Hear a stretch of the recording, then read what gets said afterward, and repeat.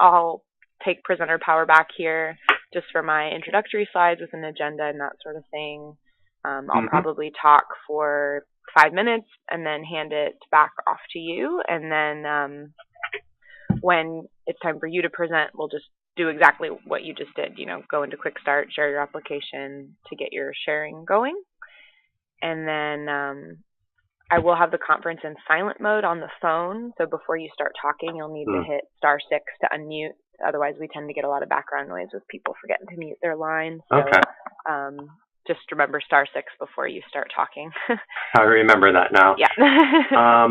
Will people be able to ask questions on their phones or? Yeah, they will.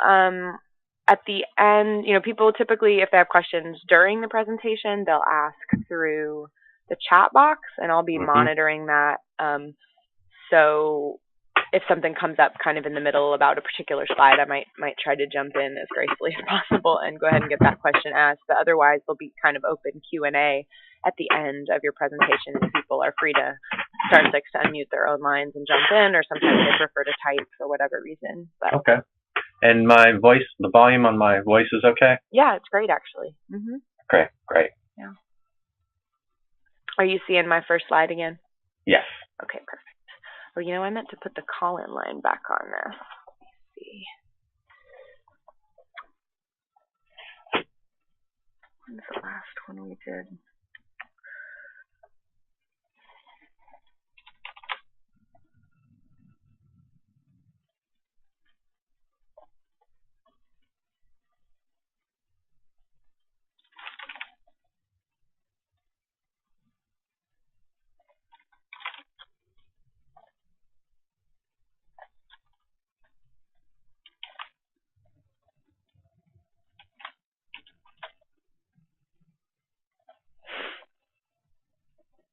Okay, well, you are, free to do whatever, and I'll kick things off probably 2 after 10 or something like that.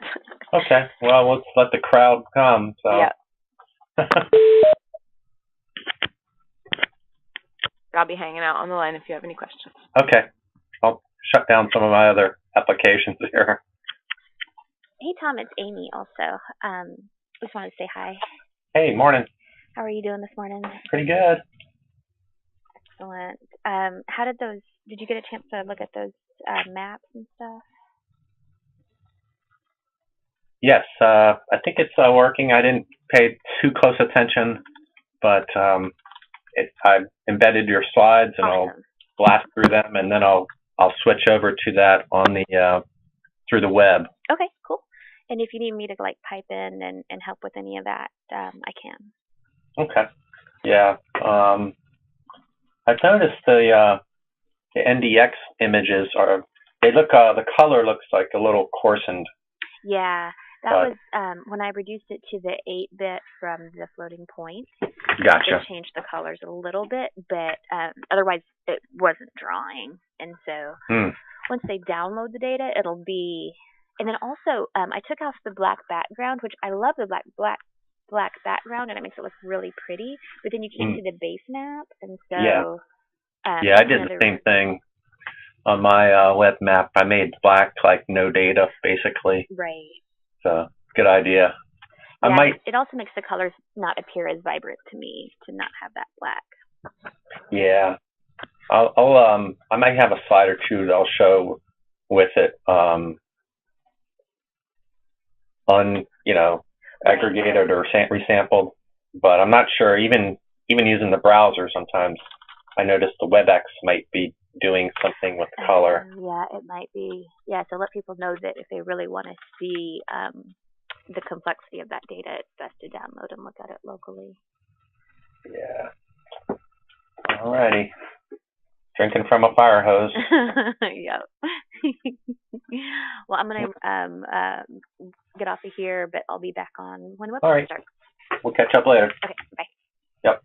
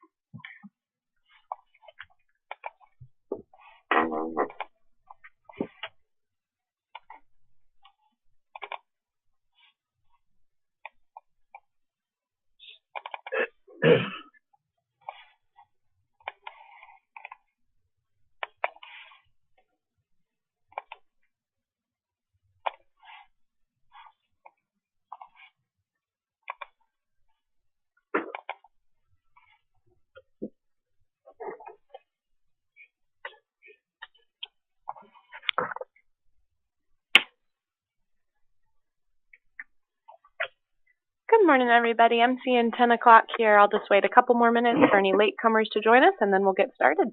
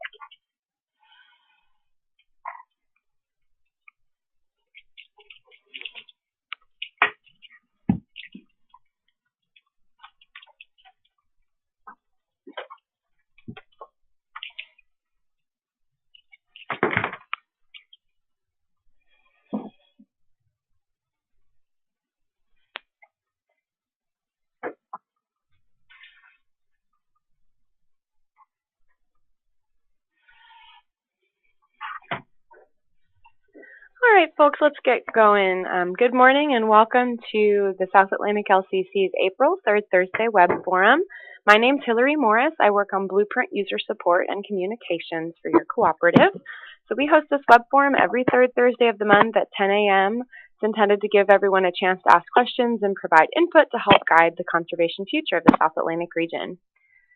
So no surprises here for anyone who is a regular attending our web forums. We always essentially follow the same agenda. So I'll start out by introducing our presenter, and then after a 30 to 40-minute presentation, we'll have plenty of time for questions. And then we'll spend the rest of the webinar on updates from LCC staff, followed by an open discussion. So before I hand things off to Dr. Allen, just a few logistics. To minimize background noise, as always, I'm going to mute everyone during the presentation. So that means that if you have questions, you can either type them directly into the chat box, which I'll be monitoring, or you can hold them until after the presentation. So if you do use the chat box and you want everyone to be able to read your question, just remember to send the note to everyone. You can select the recipient from a little drop-down menu in the chat, and then to speak up at any time, all you need to do is press *6, and that will unmute your line. So before I mute everybody, are there any questions, comments, concerns?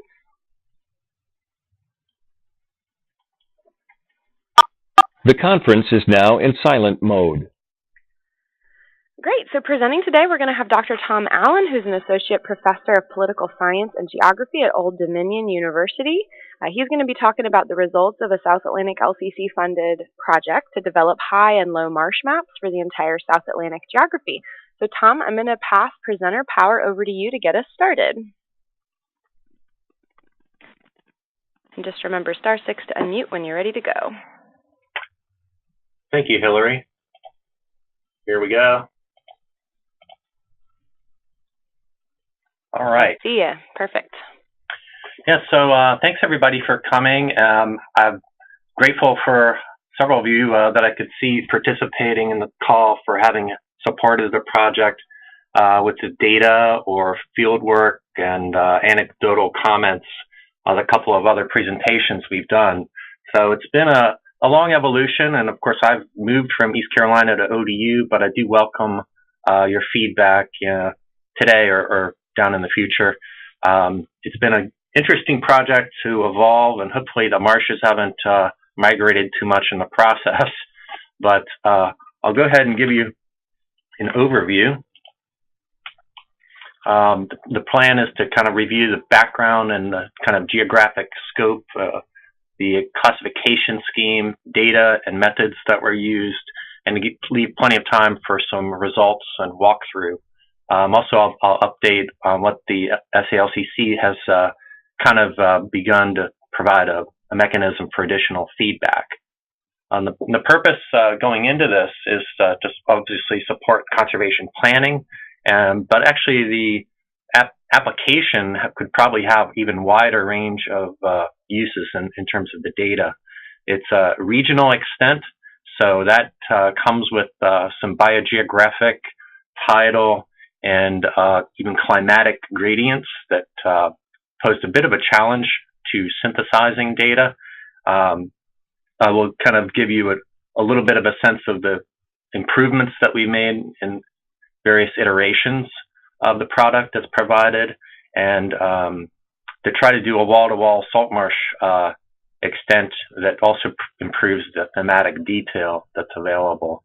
There's some linkages to other research applications and management implications of the dynamics that I'll pull in there when I go through a list of some caveats or weaknesses in the product at the end.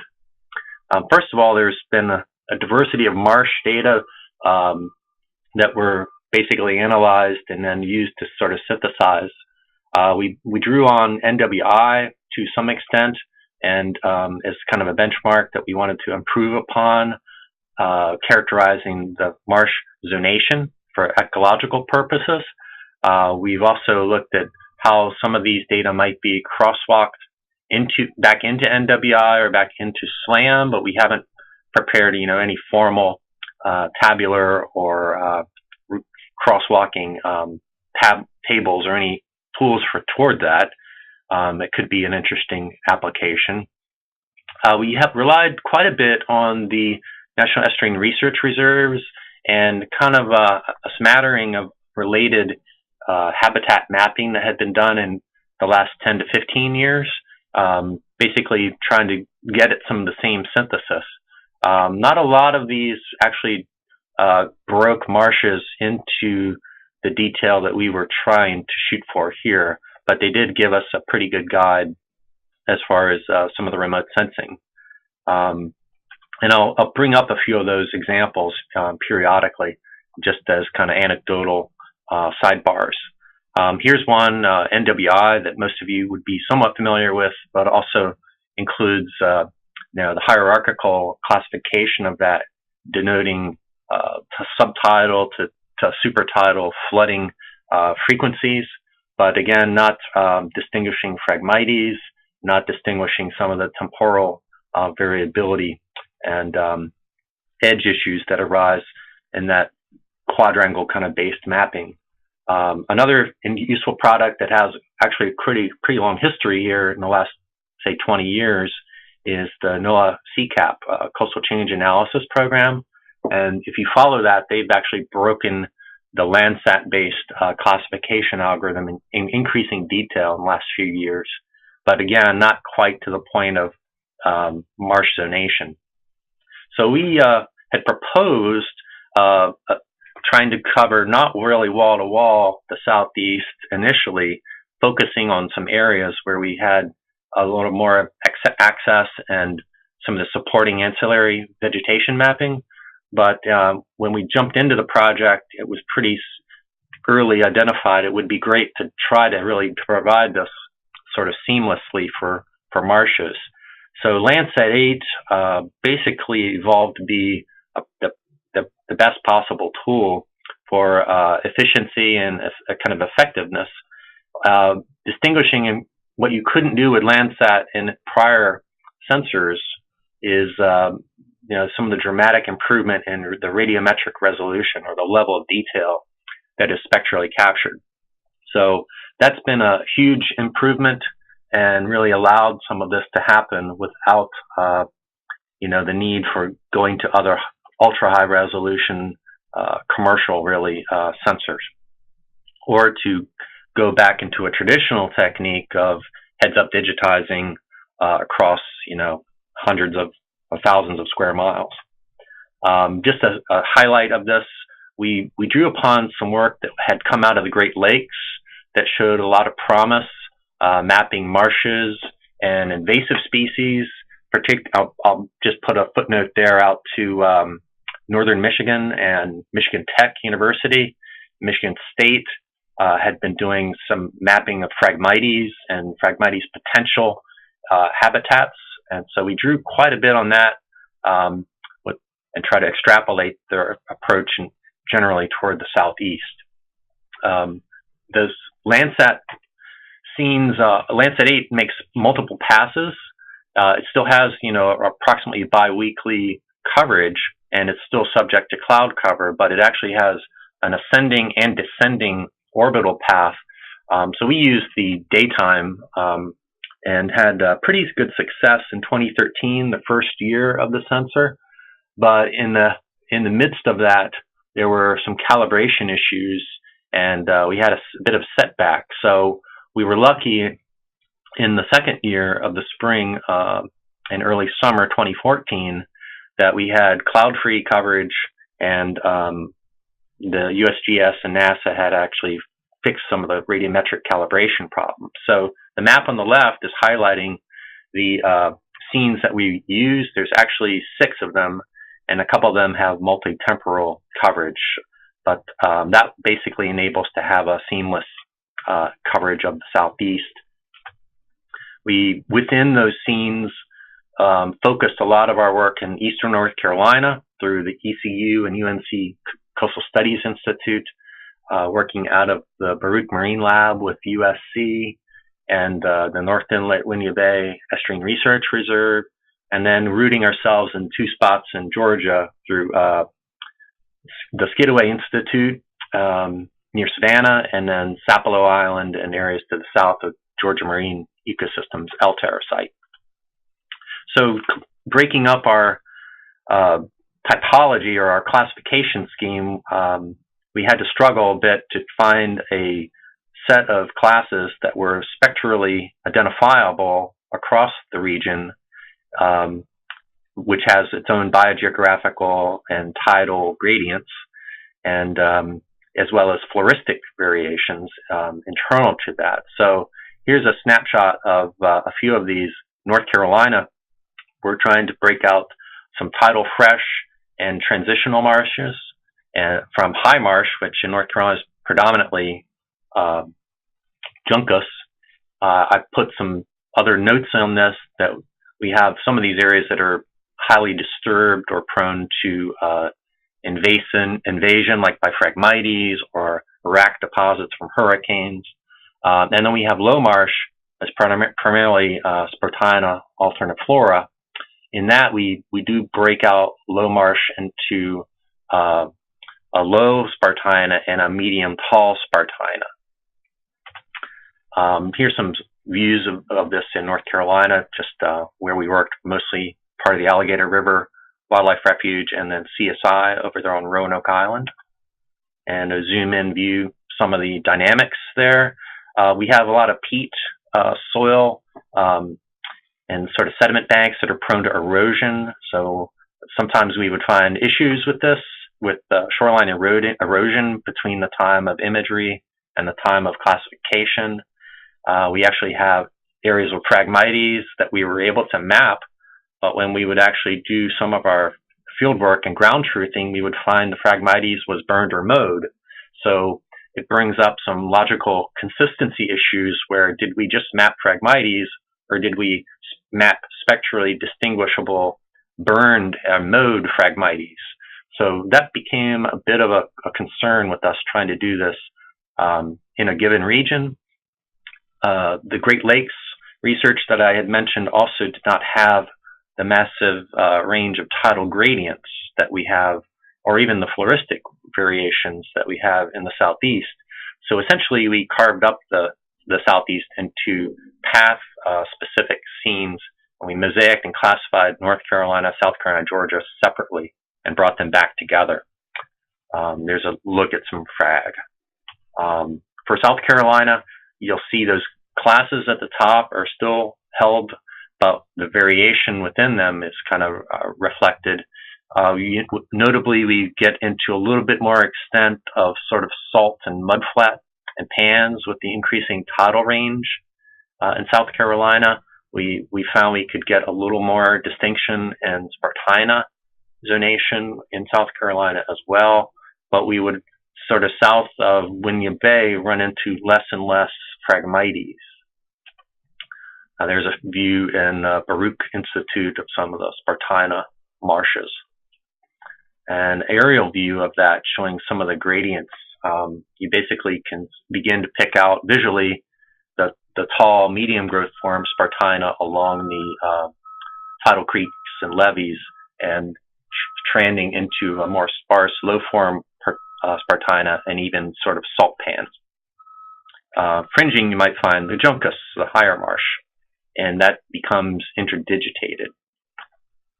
For Georgia, the classification continues with a little more prevalence of salt pans, especially further south of, say, Tybee Island. Also is trending into mudflats. We also note we get a little bit more diversity of species in the brackish zone there. And we also found, we have some notes about other Spartina species, even more ornamental or invasive species. So we're paid some great attention to that. There's just some of our work, focusing our work there. Groves Creek was an area near Skidaway that we did a lot of work. We had some ultra-fine mapping that had been done, and we used that as a reference. And there's a zoom view that's from Clark Alexander down there. You might be familiar. So the overview of our algorithm is really the image acquisition, pre-processing, extracting out water, extracting out uplands. We created a set of composite indices, and then we classified those images. The classification includes carving the pixels into more or less homogeneous polygon units, choosing a set of the purest, best examples of each class, and training a classification algorithm called support vector machines. And then finally doing accuracy assessment and packaging up the data. So for the image acquisition, we had basically 5% or less cloud cover requirement. Some of these scenes did have more cloud cover, but it was far inland. We had a tidal constraint in our search process, so we examined the tides for every potential image between late March through early July, and we basically got imagery that was within about 10 to 20 centimeters of low tide. Of course, the tide actually is ranging even across a single Landsat scene, but essentially we got the lowest possible tide and it eliminated cloud cover issues with these images that we used. Intensive study areas, a smattering of them located there. A lot of these are preserves and parks and estuarine research areas, and there's some research areas included in that.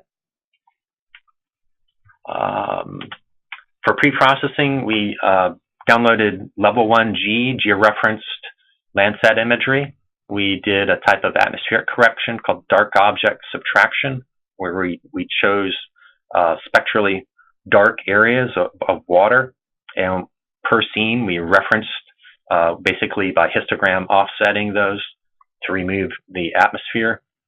That's a pretty standard technique if you're producing a land use, land cover type of product, as we were.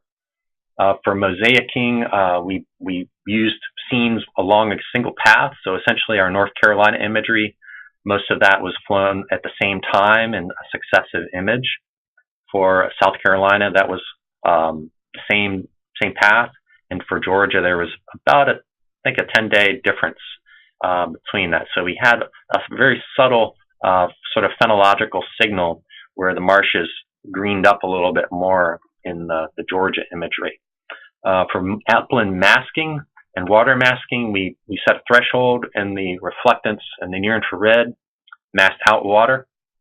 And for uplands, we essentially used the NLCD and CCAP and a little bit of elevation data to define an inland and upland delimitation. The indices that we used, we didn't classify just all of the Landsat bands. So we drew there on work of Mike Kearney and Rogers, is a former doctoral student at the University of Maryland, who has been doing some extensive long-term research on marsh health, marsh condition. And they came up with a set of pretty standard indices that are basically ratios of red, near-infrared, and middle-infrared reflectance. They're normalized to produce a value between 0 and 1. And it turns out these are both visually and potentially biophysically very interesting to use to differentiate marshes. So we basically simplify the classification process by using these derivatives. Surely they are somewhat correlated, and the work that Kearney and all have done with this have shown that they could actually separate marsh classes with a little more skill. The sidebar benefit of this would be the use of tracking pixel-based changes in marshes in terms of their health, in terms of their potential fragmentation or transitions. So we include that those set of indices as packaged with our classification product. And there's just a screenshot from Winyah Bay. Black areas are water or non-marsh areas. This was just an early screenshot showing you some of the spectral variation. This is the lower Waccamaw River, and you've got diversity of kind of former rice fields and paddies, extensive tidal fresh and brackish marshes, juncus marshes, and then the pinks are primarily the Spartina marshes and flats. And this is what it might look like if you wanted to compare a composite of just visible and middle infrared bands on the left versus the NDX. So those are 3 bands: wetness, greenness, and soil index, which is really a proxy for mud flats and a rack, essentially. If you look at these, you can download them. You'll be able to see patterns reflecting intra-variation potentially in some of our classes as well. So the next step in the classification that's a little unique is we didn't do a standard pixel-based classification. That has its advantages, but we were really concerned with the ability to potentially update and track changes and to incorporate other indices such as shape and elongation and patch size in the actual classification. So we used object-oriented image analysis, or OBIA classification, and that's composed of identifying homogeneous patches of pixels. Then these polygons essentially are statistically characterized and classified. The advantages of that is you kind of can differentiate these patchy ecotopes, and you can include a range of sizes, include the shape indices, and potentially that patch product could be valuable to folks using those for conservation, for habitat mapping. These patches are then classified using a technique called support vector machines, and it's kind of similar to any other classifier, except it's more of a machine learning. It's widely applicable to any pattern recognition problem. It's a fast classification, and we were mapping large areas, so that came in handy, suitable for even hyperspectral data. It basically carves up the multispectral space into homogeneous areas and then creates these planes and uses those as vectors to differentiate the classes. The technique, the software we used is called Monteverdi. It's a open source image processing toolkit come out of France and some European or Italian developers. We used a segmentation to create these patches called mean shift clustering. Then we would identify training objects, classify them. Usually this was 30 to 40 objects per class per scene. And then we would expect to have extremely high accuracy with these sort of pure and well-known patches. And then we would extend that classification to the other patches in the scene. Follow that up with training, a validation accuracy assessment. I know if Christine might be on the webinar, Christine Kladek. So I want to thank her and Clark Alexander for pointing us to the Georgia marine ecosystems and some other local data that they had. They had done some extensive work and fine resolution mapping. So we would actually incorporate those maps in our training process for the classification and do this in the NEARS and our intensive study areas. So here's just some shots of this before I get to walking through the actual delivery of the product. On the left is the NDX composites. So again, red being NDWI or normalized difference wetness, green is NDVI or vegetation index, and then NDSI in the blue. So in Georgia, you can begin almost to see some of the gradients in the marsh zonation across the landscape by looking at these and as a composite. That was then classified, and there on the right is a quick shot of some of the vegetation classes. And I'll just pan through a couple of these. There's South Carolina, and that's the NDX composite. And there's a zoom-in view of some of the marsh areas. You can basically go from the saltier, lower tidal range marshes of the Spartina working up inland into the high marsh, and then even further, we try to include the tidal fresh Phragmites and flats. So just another example around Charleston. Some areas we would actually look at, this is over by Sullivan's Island, and you can zoom in view. Again, it is Landsat, so these are 30-meter pixels.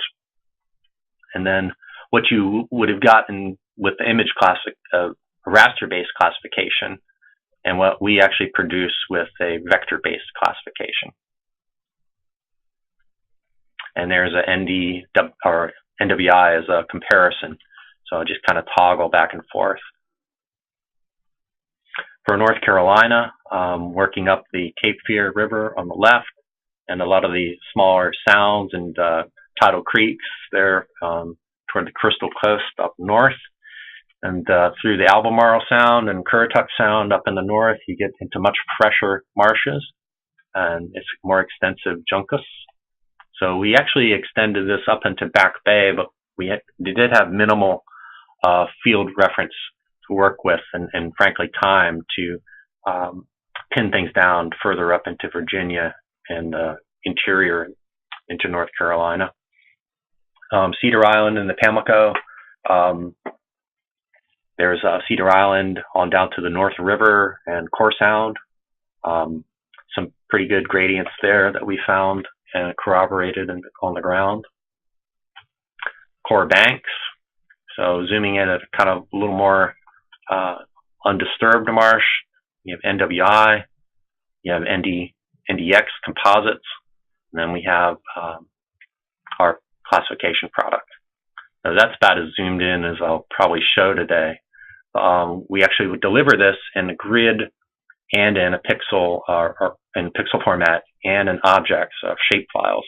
So those are packaged up and you can obtain them from the LCC. For accuracy assessment, the approach here was to do pretty standard stratified random sampling with a minimum of 30 points per class. But being stratified, that ranged quite a bit, and we had some very rare classes in the mudflats in particular.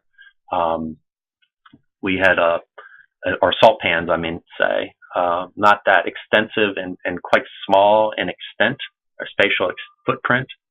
Some of these classes we ended up having upwards of 80 in the Spartina and the High Marsh classes we were sampling. We would do field work and focus on the intensive study areas and sometimes corroborate these against other more higher resolution products like I mentioned from the Georgia LTER. For that we produced error matrix. We calculated a kappa index for the classification, which is a kind of way to summarize the overall quality of the classification. It has its detractors, so I would not pin that as a necessarily great nor poor measure. Our overall accuracy based on these samples was 85%, which is kind of the magic number, ironically, in remote sensing.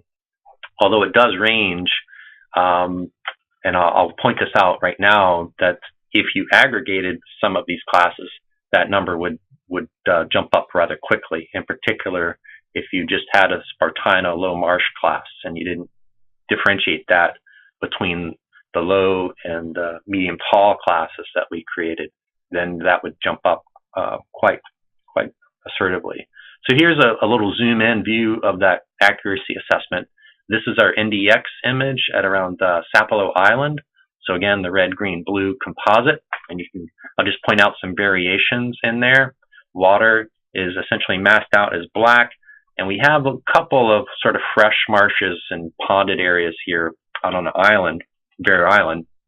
I've superimposed here the Georgia ecosystem classification, which is ultra high resolution, and you can see their classes. I've tried to colorize them close to our classification, and it's not a perfect crosswalk between the two.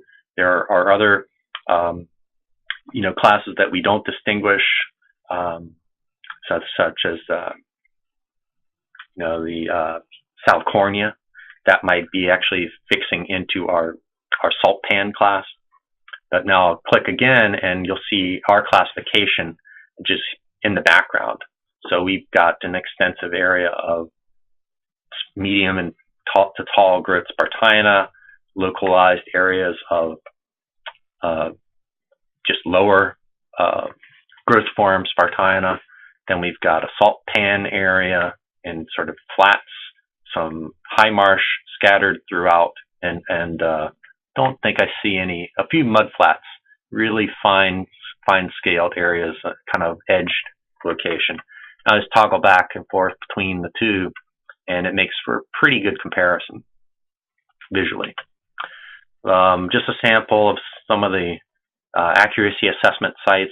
We use a lot of ortho imagery to help us with some of these classes, but not the greatest, because most of the ortho imagery available did not include infrared imagery, or the time of year wasn't great for us to distinguish, and even tide control was kind of questionable for some areas.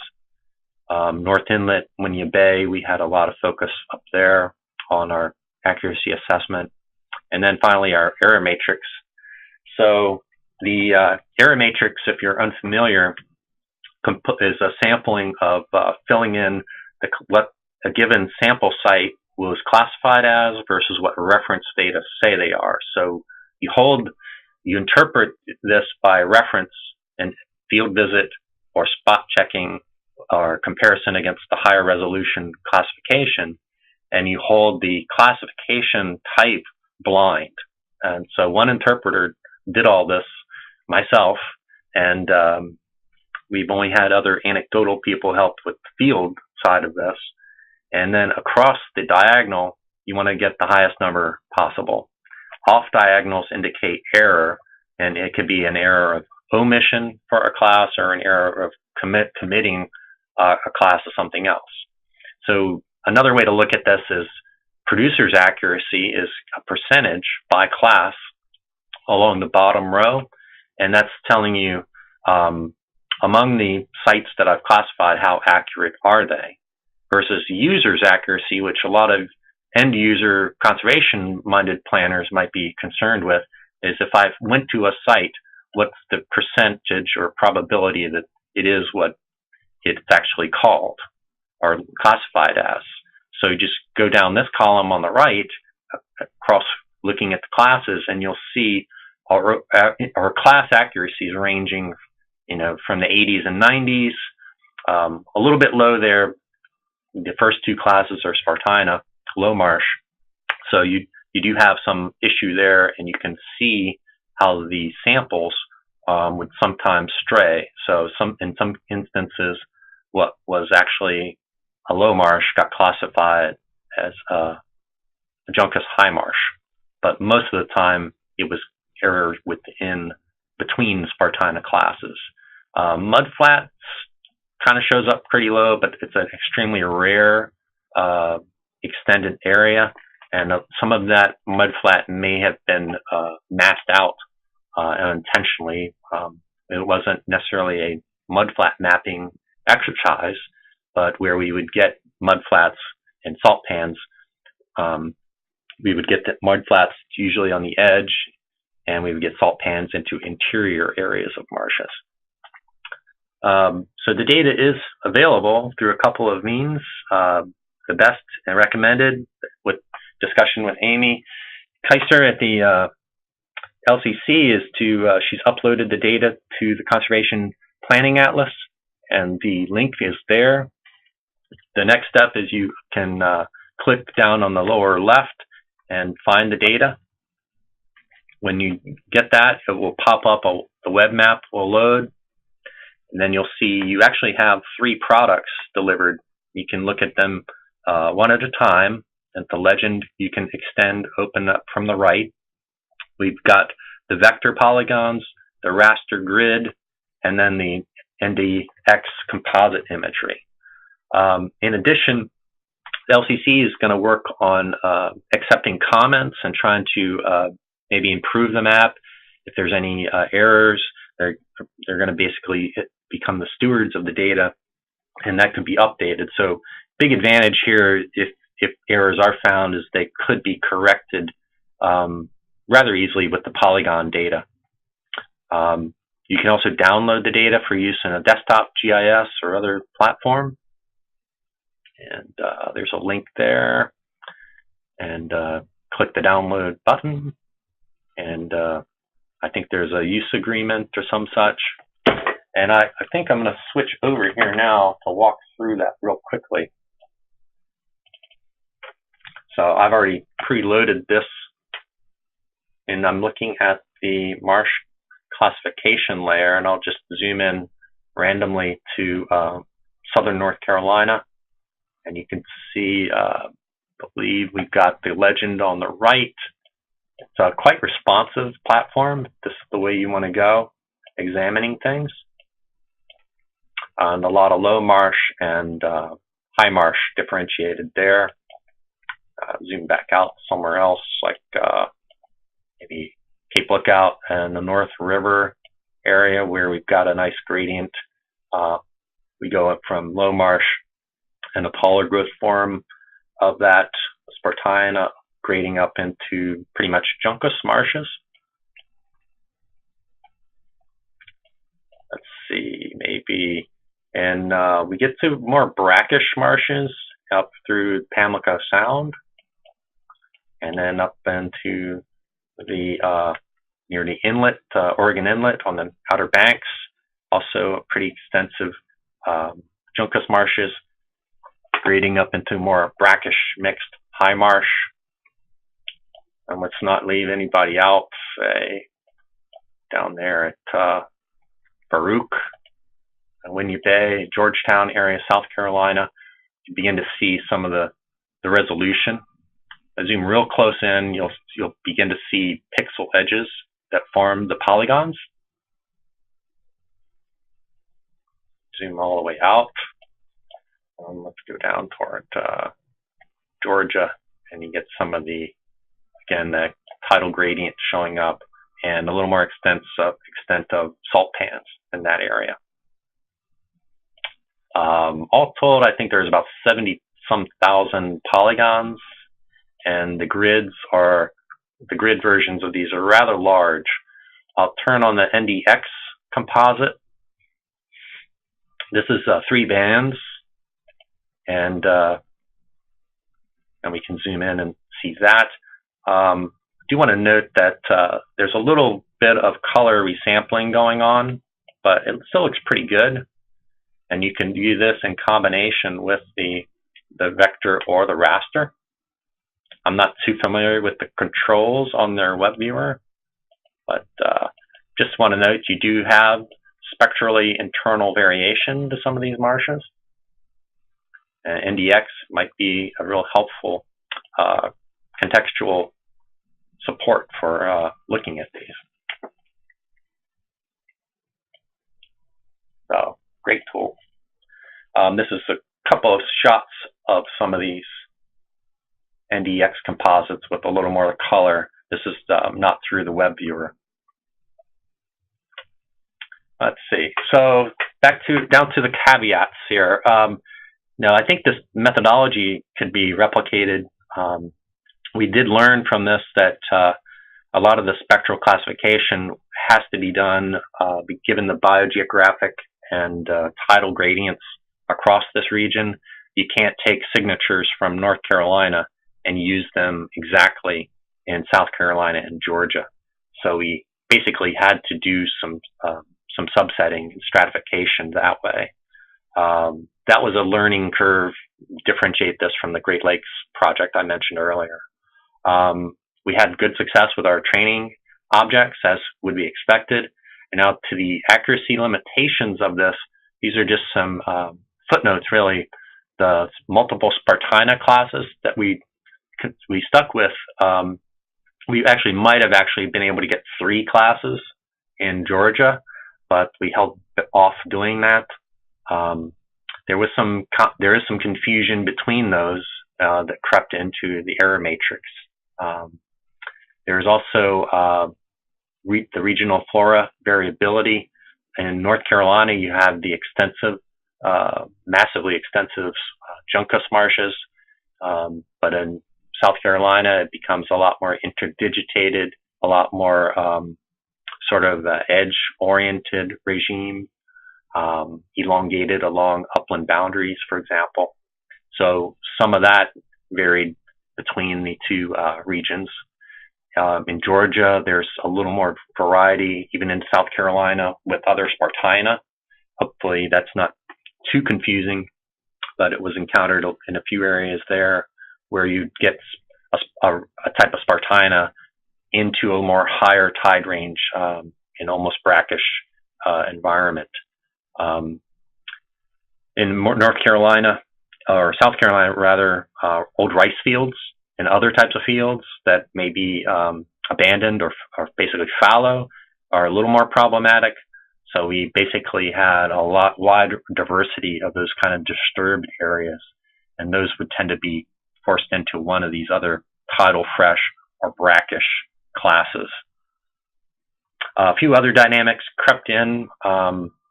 Since the project did take a couple of years to do, there is the potential for some shoreline erosion. So areas that are of marshes that are rapidly eroding might show up as marsh, but actually have been eroded. Part of the Pamlico Sound, there's been a couple 100 feet of erosion into the Alligator River area. Point Peter Road, if you're familiar with that site. Marsh migration is also occurring in some areas, some colonization of the pioneer species. So that is something to look at, to the upper range, where you might see more salt marsh moving into the brackish. Some of the marshes that are highly managed, in particular, some of the wildlife refuges have hurricane disturbance in there, burns.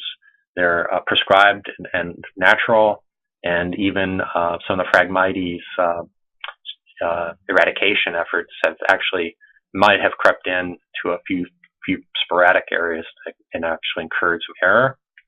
Then you have mosquito ditched marshes extensively in North Carolina, where that adds a little extra water into the pixels and mixes them up a little bit.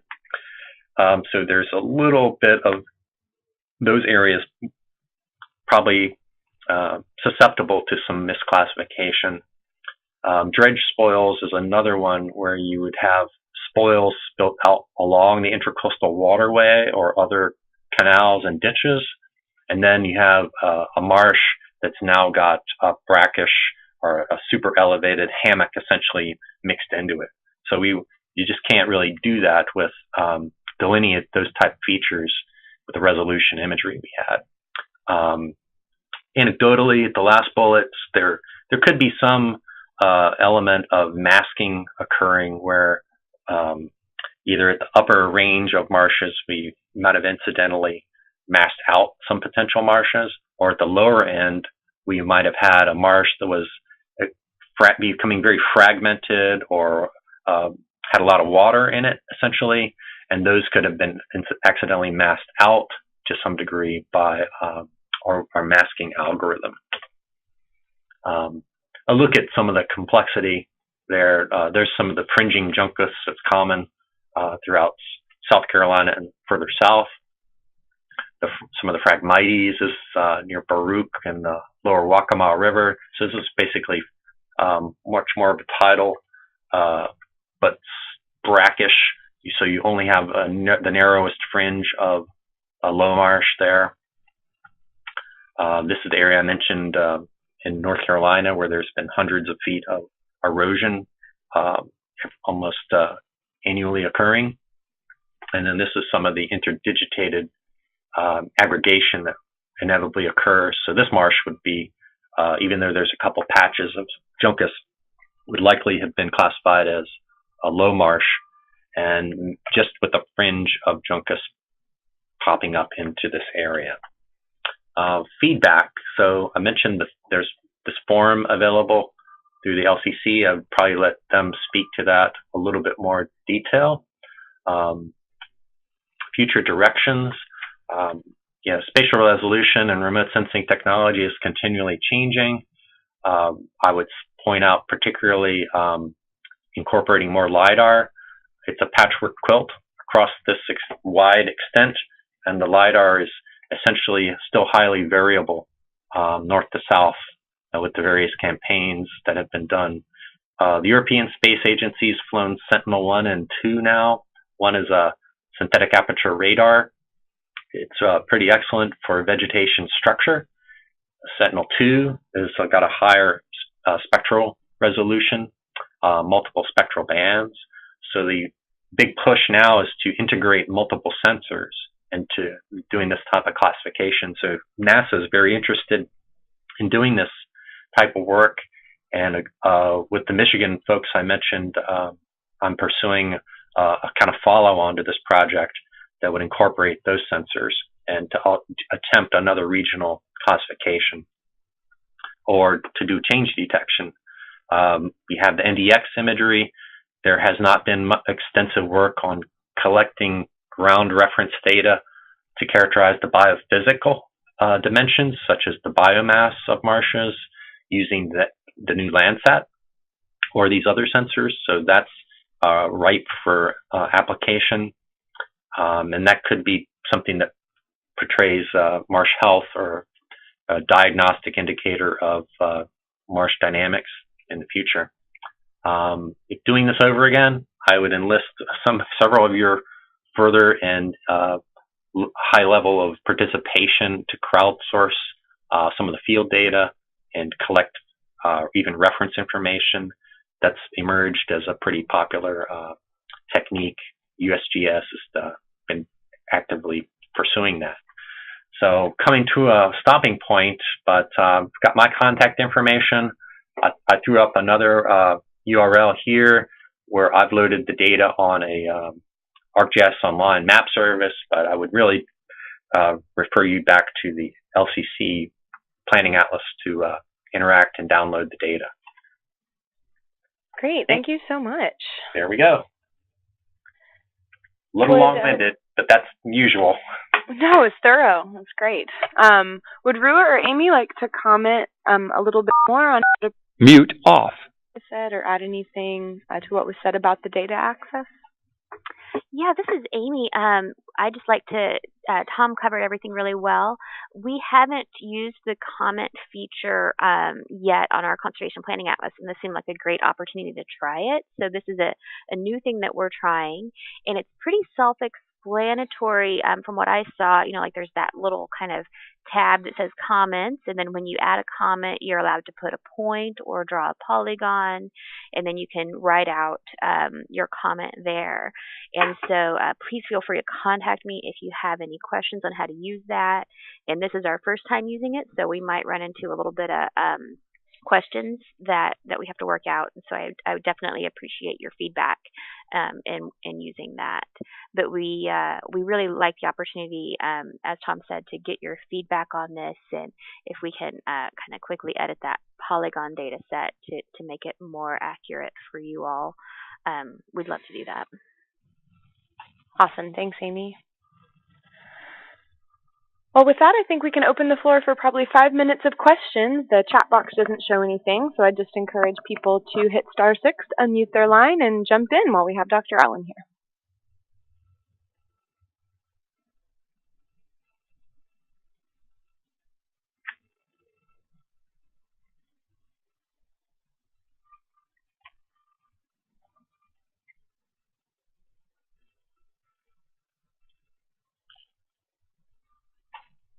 Really, no questions? You don't have to talk. You can use the chat box. I know there's a lot of people out there that have been waiting for this data set, so we'd love to field your questions.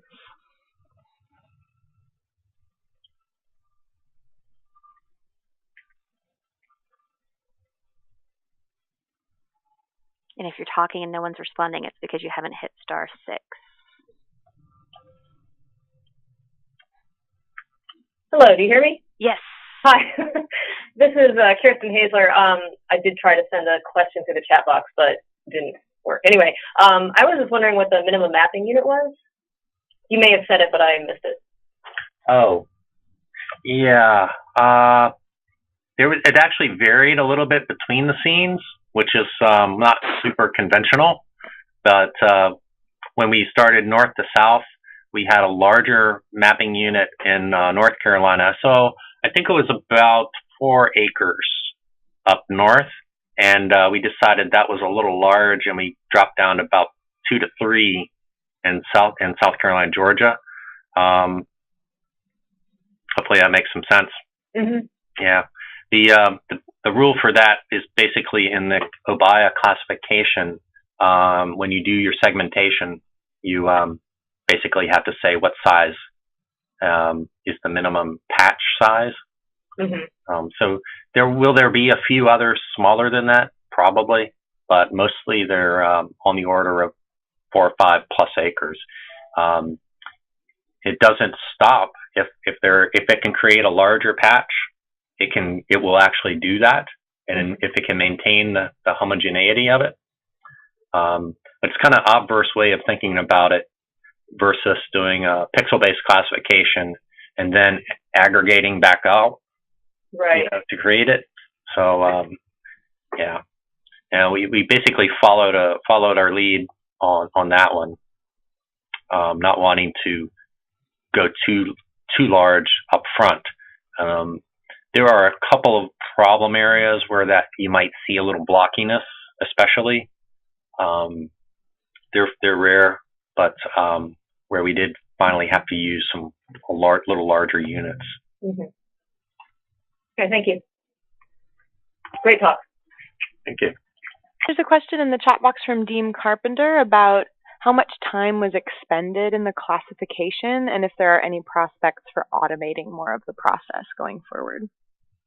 Yeah, this is something I would like to really see happening. You basically could automate this process now using something like Google Earth Engine. And so basically the classification procedures themselves run pretty quickly. In the order of a scene could be classified by the algorithms within, an hour, a couple hours. The real cost factor is in the field and sort of training site analysis. So, literally that took us a couple trips up and down the southeast, and the discovering and finding some of the high resolution data that was out there, like Georgia and the Nears, or supporting imagery, aerial in particular. But people are beginning to do this on a broad regional basis using things like the Google Earth Engine or cloud-based processing. And I think there's a global observation of forest cover product that Google supported. I almost considered approaching Google, but I couldn't make their summit this summer. And I think there's a similar product to this being worked up on mangroves, in a tropical environment. I don't know if they're looking at this many classes, but they are trying to map mangroves and monitor them sort of wall to wall using very similar imagery, cloud-based algorithm. One more question in the chat box about the South Carolina coastal corridor in particular. Were old rice fields delineated as a separate classification? Yeah, there's a class you might see called tidal fresh marsh. That would include those type of impounded paddock type of rice. To the extent that we knew the history of them, we used that. The Waccamaw up north, a little further south of Charleston, I think there was some of those too. I think if we could have had a old rice fields layer, we'd probably been tempted to almost burn that in. They did stand out too, just anecdotally, not just spectrally. They're pretty complicated but by shape, if I recall, some of those classes, they had, the shape characteristic and size characteristic of an old field, and that led to their actual classification. Probably more so than most of the other classes. All right, and another question from Kristen Hasler. Is there a reason you did your own atmospheric correction instead of using what's available from USGS, or are they not doing that for Landsat 8 yet? Well, we pretty much leaned on what's standard.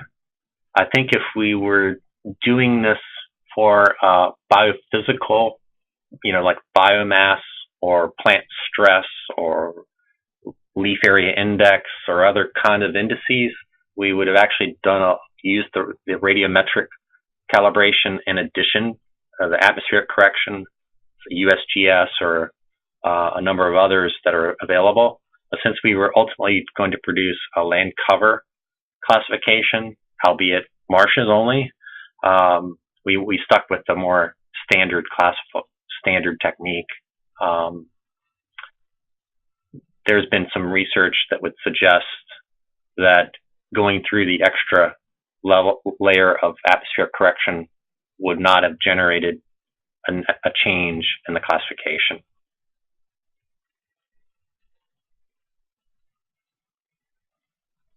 All right, so that's all we have from the chat box. Would anybody else like to speak up with a quick question? We might have time for one more, and then I have a few closing slides.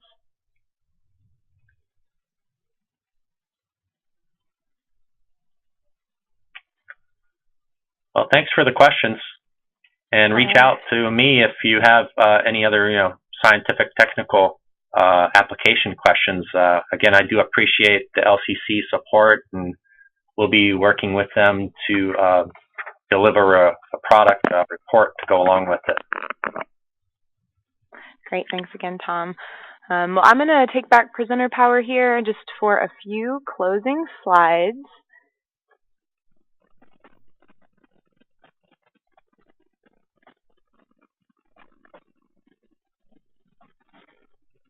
A quick preview of next month's web forum. We're going to be hearing from Rua Mordecai, who's the science coordinator for your cooperative, with the results of our 2017 blueprint workshops. That'll be on May 18th, same time, same connection information. And Rua will be summarizing the feedback that we've received at all the workshops and letting everyone know about the tweaks that are planned so far to draft Blueprint 2.2 in response to that input. So maybe you attended an in-person workshop and you're curious what sort of input was shared at the other 5, or maybe you couldn't make it to a workshop and you want to catch up on the results. But either way, this will be a great opportunity to share any additional comments that you have to fill in any gaps from this round of blueprint review. And a couple of quick LCC staff updates.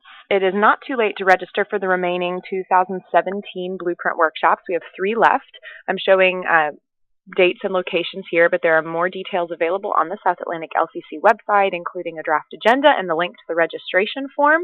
If you want to attend the Richmond workshop, today is actually your last day to register, but we have plenty of room left in Richmond. The clock is ticking a little bit on Columbia and Charleston as well, because we closed the registration the week before each workshop. So please jump on this if you're interested. If you come to one of these workshops, what you'll be doing is reviewing the latest draft of the Conservation Blueprint version 2.2, and then providing input on how the blueprint should be implemented in various subregions of the South Atlantic.